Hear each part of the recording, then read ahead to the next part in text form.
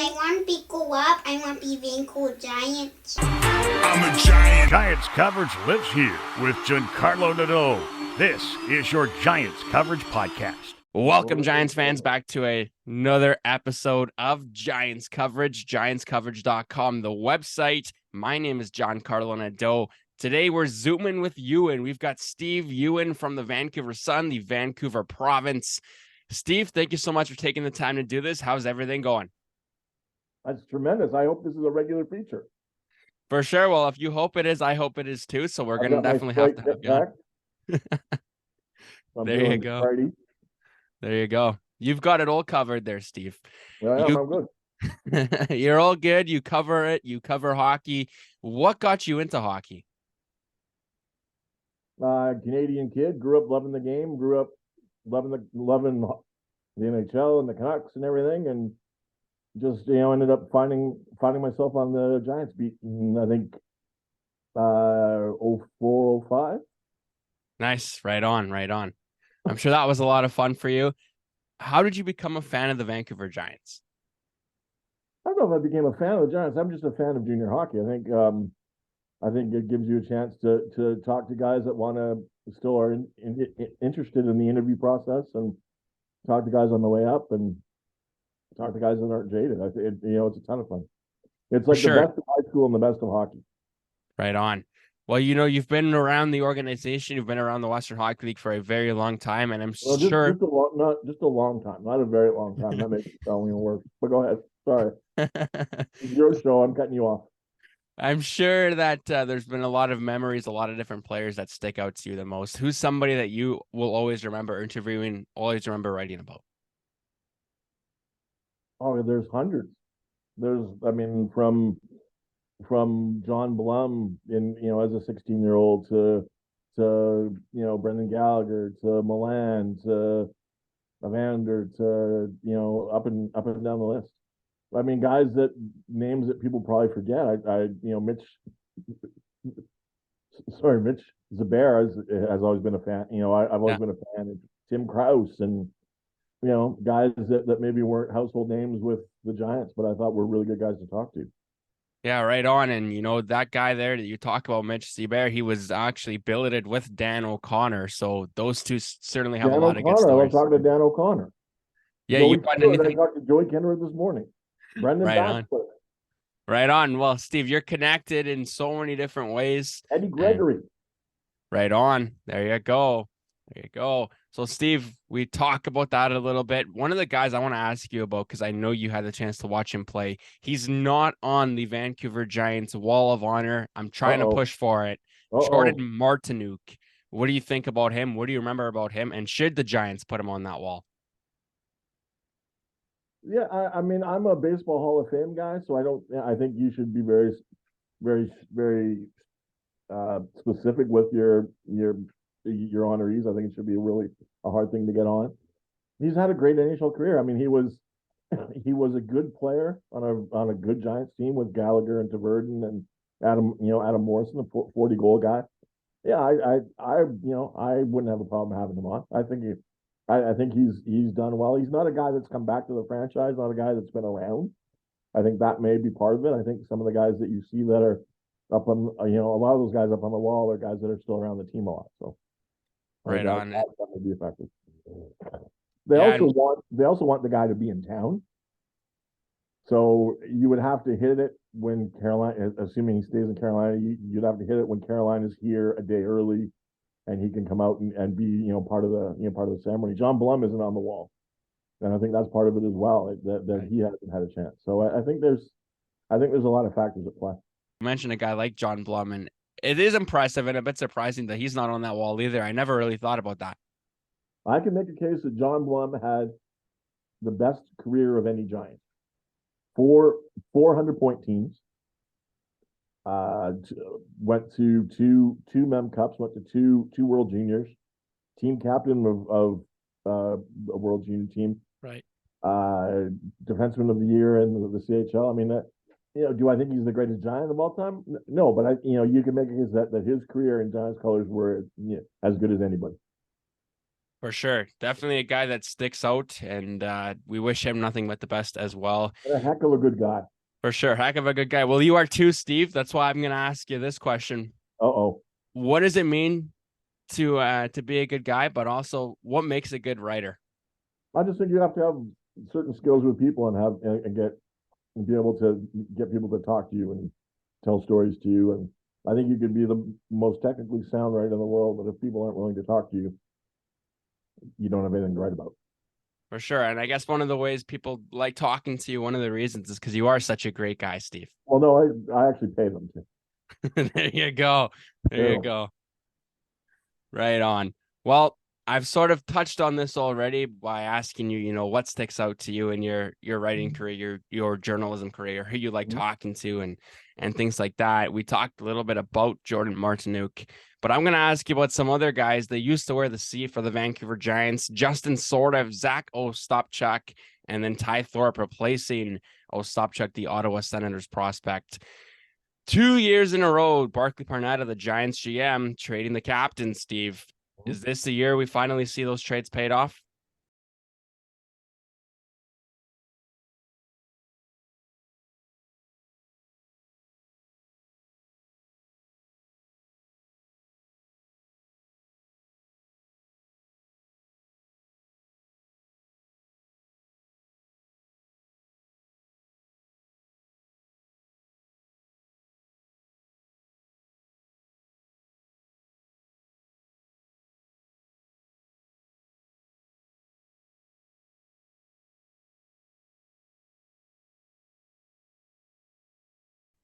For sure. And you look at a team like the Kamloops Blazers, they're going to take a huge step back, and hopefully Vancouver will be able to move up ahead of the Kamloops Blazers next season. Prince George Cougars will be very good. That'll be the team to chase, and I think Portland's going to be strong. I think there's always going to be strong teams. I think it's whether Vancouver thinks that this is the time to really push, or whether they wait a year and decide to push, basically a year from now. Right on. So if it's not next year, it's sort of a 1 to 2 year window, you think, for the Giants? To really make a push, to really, this is our run. This is our, we're gonna go after titles and sell some of the future for, to bring in some of the present. I think it's those sort of things. I think they'll be in the next couple of years. I think you'll see them trading for captains rather than trading away captains. Right on. That's certainly a good sign. That was pretty good. That's a good one, Steve. I liked it. I'm going to ask you another question about captains now, because you talked about it. I talked about it. Who's going to wear the C next year for the Vancouver Giants with Ty Thorpe aging out? Oh, I think there's a lot of candidates. I think we haven't seen what their 20-year-old class will be yet. I think that something could happen there. I think Samuel Hanzik's interesting as a captain. I think he was a leader. Jaden Lipinski. There's some different guys up and down the lineup. I don't think they've decided yet. I don't think there's an automatic home run guy like we've seen the last couple of years. I think there's 2 or 3 or 4 guys. And again, we haven't seen that, they haven't finalized the roster. I mean, I think they could bring in some veteran guys, and maybe that's the way they go. So I think the more options you have, the better off your team is generally. No, exactly. I couldn't agree with you more. I mean, you look at the last time the Giants made it to the finals against the Prince Albert Raiders. Anybody on that team could have been the captain that year, and hopefully this year's squad is trending in that direction too. Well, I think if you look at the 07 team, there was multiple guys that you could put the C on. I think the really good teams have really strong leadership groups and multiple leaders. Well, Steve, speaking about that Memorial Cup, what do you think about that jersey hanging in the background there? Number 21. I think he's an underrated Giant. I think he was a very important part of that group. I think he set a tone for that group in terms of effort and work ethic and just being tough and not necessarily talking about fighting, but just winning puck battles and being hard in front of your net and sticking up for your teammates. I think he's one of the more underrated Giants of all time. Right on. Well, one of the potential captains you mentioned was Jaden Lipinski. It's one of those guys that his name keeps getting thrown around here. Talk to him about how well his career has been able to go in the Western Hockey League so far. I think he took a big step. I think he I think he learned a lot about the league his first year in it. I think he learned a lot about what it took in the off season, his first off season after his first season. I think he's got a good base. I'm 6'3", he's a big, strong guy, and I think he's only gonna get bigger, stronger, faster. I think we've only seen just a little bit of what what he's capable of. I think he projects as a pro. I think you can see why NHL teams are interested, because you see that guy's going to get he's going to fill out, he's going to put on muscle. I think he's a super interesting prospect. For sure. And it's going to be exciting if he can take that next step next season with the Vancouver Giants. And you mentioned the possibility of becoming a pro player, a huge possibility of another player on the Giants becoming a pro player, Samuel Honzik. He missed a bunch of the year due to injury. Obviously, we know about that, getting injured at the World Juniors, but how important will next season be for him if the Vancouver Giants are lucky enough to get him back? I think next year will be another big building block for here. I think he was better than anyone ever, anyone realized, even on the Giants. I think you could see that he had played against men in Europe and was good on puck battles and was diligent defensively, as well as having skill, and as well as being a guy that could finish it. He was maybe their one true one-shot goal scorer, a guy that could rip a puck from the top of the circle and score. And I think if depending on what they do with the forward lines, I think if they could find a real slick passing center to put with him, I think he could put up ridiculous numbers. Well, a guy that did put up ridiculous numbers, Steve, the captain of the Vancouver Giants, Ty Thorpe, 71 points for him during the regular season. But there's a bunch of question marks right now that I have, Steve, for the Vancouver Giants next season. They're missing their goaltending. They're missing the captain. Who do you see stepping up in big roles for the G-Men next year? Oh, I think the that 05 draft class, the Mazden Leslie, Semenuk, Halliburton, I think they're going to be huge. I think I wonder where Brett Mirwald fits. Do they go back to a 20-year-old goalie? I know they're very interested to see what he's capable of. I think he's going to get a chance to run with the ball. I do think they've got a strong leadership core. I think they're going to take a step forward, but do they take a massive step, or do they take a small step? I think that's the question. Mr. Don Hazer, 8th Memorial Cup appearance. He was, an integral part of the Giants in the early beginnings. He helped them get to that Memorial Cup and ultimately won it. I know you've had a lot of interactions with him. What's the impression that you get from Don Hay?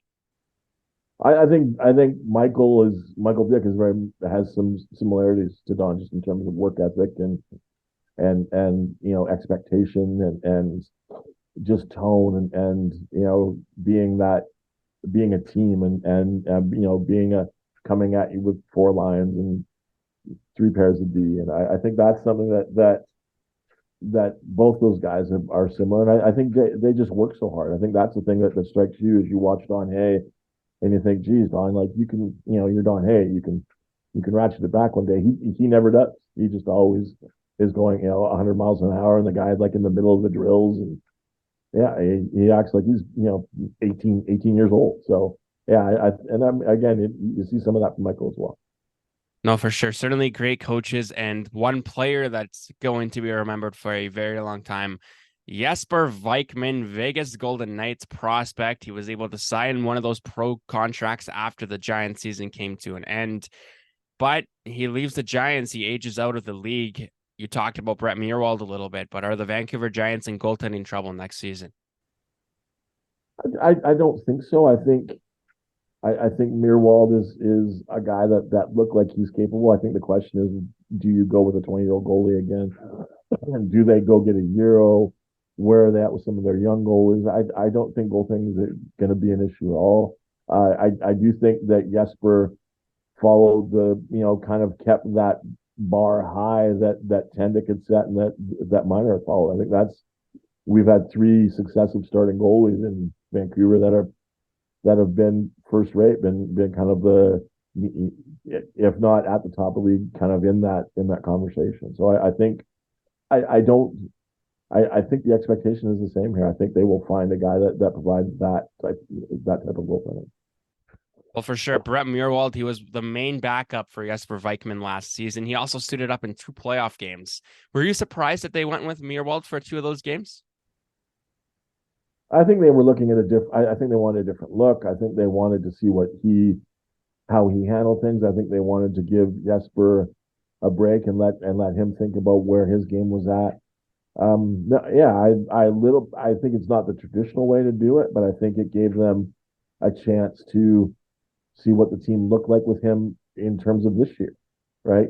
How was he going to handle that type of situation, and could he be the guy, right? I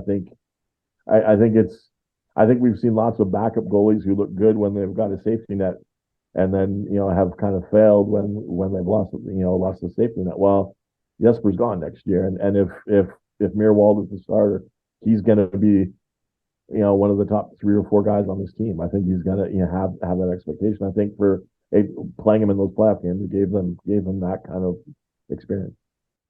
Well, for sure. And, as good as Brett Mirwald is, he will take up one of the 3 20-year-old spots next year. So it's going to be interesting to see if he hangs around or not. I personally feel, and speaking to some Giants fans as well, that he might be a guy that's on the outs for this organization, just simply because when you look at Vancouver's team, you look at how young they're going to be next year, it makes more sense to keep a forward or a defenseman as a 20-year-old instead of the goaltending.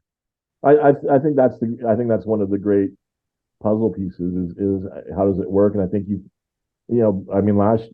got the 2 Euros and the 320s, and those are 5 key spots. And they decided last year to use 2 of those spots on one guy, and Jesper Vikman. And there were nights where he wasn't playing, so you were losing 2 of your 5 key spots. They did something similar when they paired David Tenick with Trent Miner. They had a 20-year-old backup some nights. That's not traditional.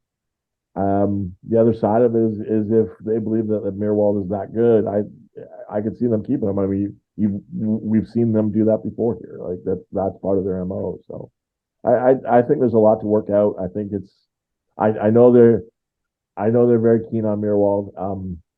I think we'll see who becomes available and where things are at. Goaltending has been bright for the Vancouver Giants when you look at the 1A, 1B situation between Trent Miner and David Tendick to Jesper Vikman now. The future looking bright as well. Matthew Hutchison, VIJHL goaltender of the year. You see him playing with the Giants next year? I see him. Yeah, I do. I see him playing 50 games, 30 games, 15 games. I think that's going to be the question is what do they feel his best development is, and do they have a 1A, 1B or with maybe go get a 17 or 18-year-old guy and pair him with Hutchison, or does he back up a Mirwald, and does he really kind of caddy for him and really pick his spots and let him develop? This organization rushed Peyton Lee, and things didn't work out the way they wanted to by the end. I think they're going to be leery to rush Hutchison, so I think that's going to be I think that's a storyline to watch. Certainly, if they can get somebody to fill his spot for now and allow him time to progress and I think he's got. I think he's got to play in the league this year. I think it's how much he plays. I want to ask you about a guy like Samuel Honzek. Yeah, I think he's got a pro game. I think he projects well. I think you see him. He's got the size and the strength, and he's only going to improve on those issues. I think he's a quicker skater than people realize. I think you see him pull away from people. He's got a lot of tools. I think he's going to interview well-spoken kid, a good team kid. I think there's a lot to like about him. Well, I think there's a lot to like about him too. We've had the chance to watch him play, and I'm sure both of us have had the chance to speak with him as well. It should be an exciting future for Samuel Honzek. The Vancouver Giants, though, they've got 6 guys on their roster that were on the central scouting list. Mm-hmm. Out of those 6, Steve, who would be the best fit for the Vancouver Canucks? Looking at the Canucks, they could really use a right shot puck moving defenseman, which is where Mazden Leslie fits. Right, that's going to be his game. So, I'd like to see him continue to develop. I think I'd like to see him become a 25-minute a night guy playing in all situations. And there's been times where he gets sloppy in his own zone. I think that he has to really cut down on those type of turnovers. But I think he can. I think he's a bright guy. I think he's a guy that has a high end skill set. I think that's what you're looking for out of D-men. I think if you look at the teams that go on in the playoffs, they're the teams that are hard to forecheck because their D gets the puck up the ice. Mazden Leslie, a great player, and I know you've had the chance to write about him a few times. He came into the bubble season. That was his first year in the Western Hockey League in the dub. Lots of people thinking he would be the next Bowen Byram. Did not pan out like that, and I know you wrote a piece about that. Has that really impacted him, Steve? Not being Bowen Byram or what? Not being Bowen Byram, having all that pressure on you, knowing that everybody thinks you're Bowen Byram.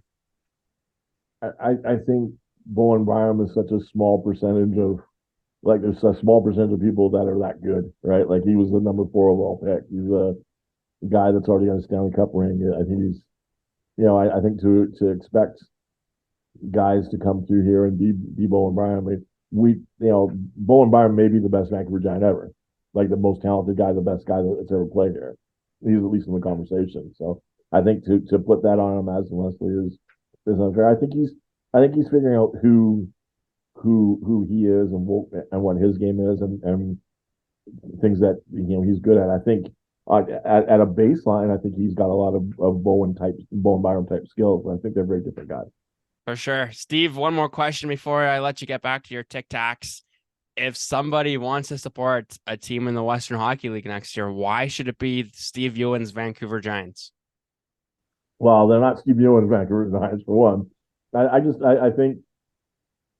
they're going to be fun to watch. I think they're going to get up and down the ice. I think they're going to play hard, and I think there's some really interesting prospects in terms of the Halliburtons and the Lipinskis and the Leslies and the Hunzigs and guys that have a chance to play pro. So I think that's a good reason to check awesome. them out. Steve, I appreciate it. Thank you so very much. Giants, sir. Your Vancouver Giants. My Vancouver Giants, Steve Ewen's Vancouver Giants, all of ours supporting the Vancouver Giants. And Tic Tacs. We should get Tic Tac, the official supplier there of the Giants, Steve. There you go. Make a call. All right, Steve, thank you so very much for doing that. That's Steve Ewen from the province, Steve Ewen from the Sun, Steve Ewen, who lives in the press box for the Vancouver Giants. The Giants Coverage Podcast. Coverage with heart.